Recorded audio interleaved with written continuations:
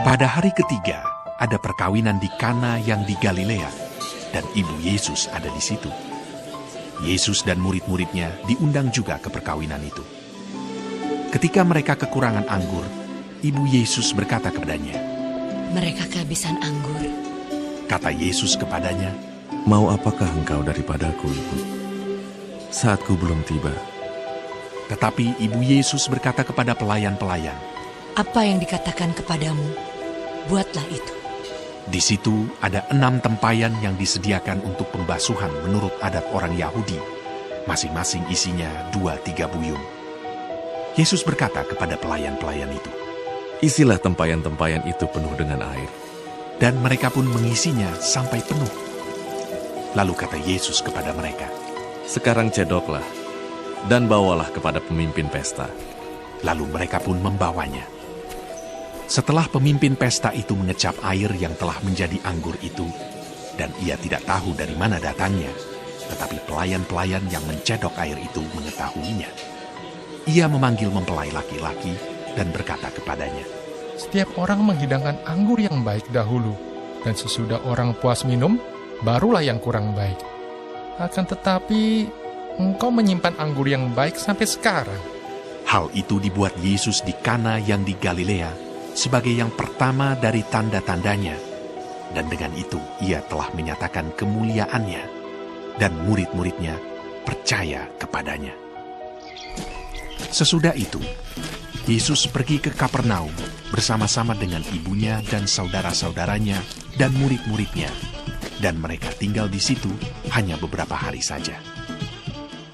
Ketika hari raya Paskah orang Yahudi sudah dekat, Yesus berangkat ke Yerusalem. Dalam bait suci didapatinya pedagang-pedagang lembu, kambing, domba, dan merpati, dan penukar-penukar uang duduk di situ. Ia membuat cambuk dari tali, lalu mengusir mereka semua dari bait suci dengan semua kambing, domba, dan lembu mereka. Uang penukar-penukar dihamburkannya ke tanah, dan meja-meja mereka dibalikkannya. Kepada pedagang-pedagang merpati, ia berkata, "Ambil semuanya ini dari sini. Jangan kamu membuat rumah Bapakku menjadi tempat berjualan." Maka teringatlah murid-muridnya bahwa ada tertulis, "Cinta untuk rumahmu menghanguskan aku." Orang-orang Yahudi menantang Yesus. Katanya, "Tanda apakah dapat engkau tunjukkan kepada kami bahwa engkau berhak bertindak demikian?" Jawab Yesus kepada mereka, "Rombak bait Allah ini, dan dalam 3 hari aku akan mendirikannya kembali."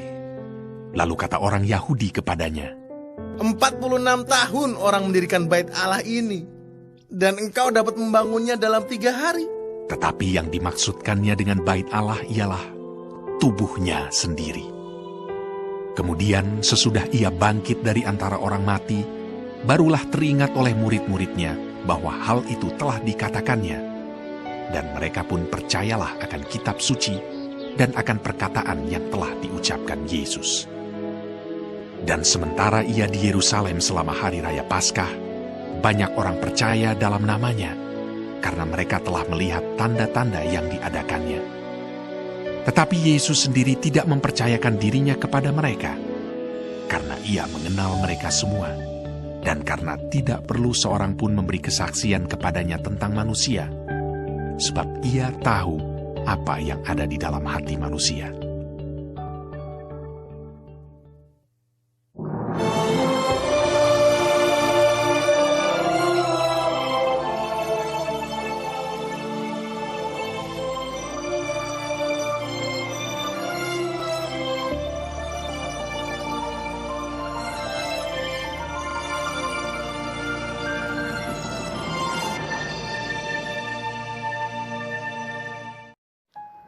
Shalom semua jemaat Tuhan.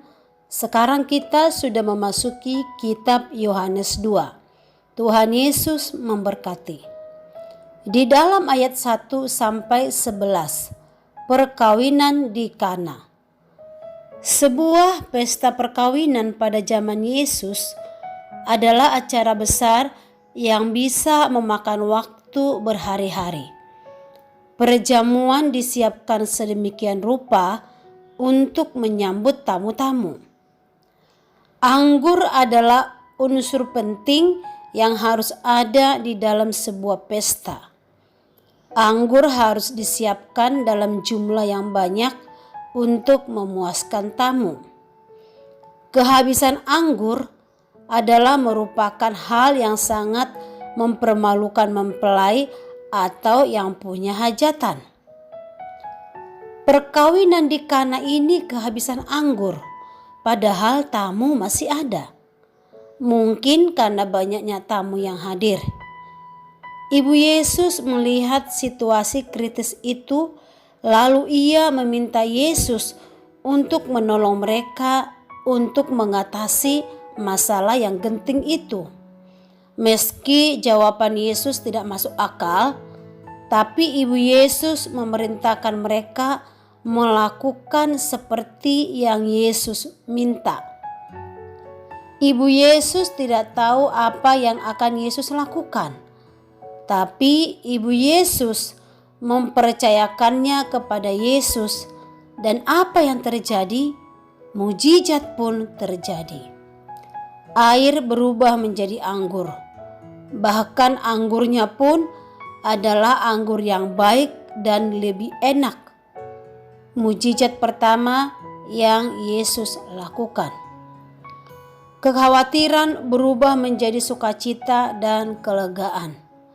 Ini menjadi pelajaran bagi kita yang percaya kepada Yesus. Bila mengalami saat ini peristiwa atau pergumulan yang tidak dapat kita pahami dalam hidup ini dan menggelisahkan hati kita, tetaplah percaya bahwa Ia Yesus akan melakukan yang terbaik bagi kita. Di dalam ayat 13 sampai 25, dan Yesus menyucikan bait Allah. Yesus marah ketika bait Allah dicemari. Yesus membalikkan meja-meja dan mengusir mereka. Ini menegaskan betapa Yesus tidak mau mengurangi kekudusan rumahnya.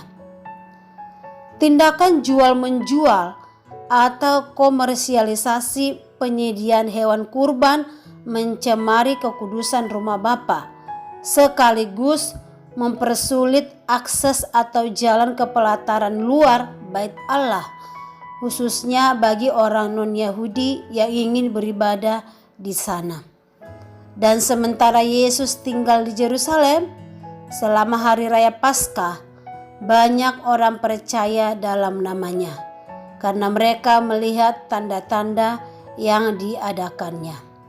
Firman itu telah menjadi manusia dan diam di antara kita. Amin. Tuhan Yesus memberkati.